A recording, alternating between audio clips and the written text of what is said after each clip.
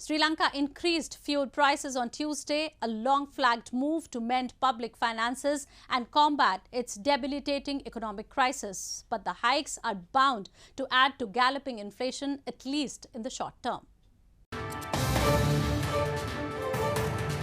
Sri Lanka's Power and Energy Minister Kanchana Wijesekara said on Tuesday that petrol prices would increase by 20 to 24%, while diesel prices would rise by 35 to 38% with immediate effect. Daily limits on how much each consumer can purchase will continue. People would be encouraged to work from home to minimize the use of fuel and to manage the energy crisis, and that public sector officials would work from their offices only when instructed by the head of their institutions, he added. Sri Lanka is in the throes of its worst economic crisis since independence in 1948, as a dire shortage of foreign exchange has stalled imports and left the country short of fuel and medicines and struggling with rolling power cuts.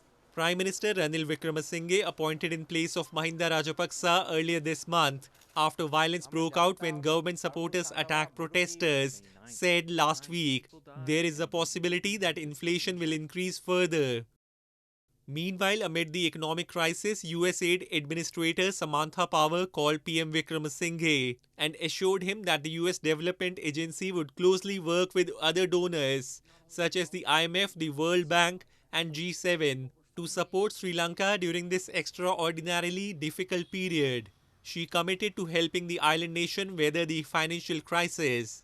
World Health Organization WHO representative to Sri Lanka Alka Singh on Tuesday called on the Prime Minister and assured him of the organization's full support to overcome the country's medical crisis.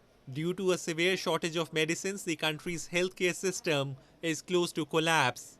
It imports more than 80% of its medical supplies, but with foreign currency reserves drying up during the crisis, essential drugs are disappearing from shelves.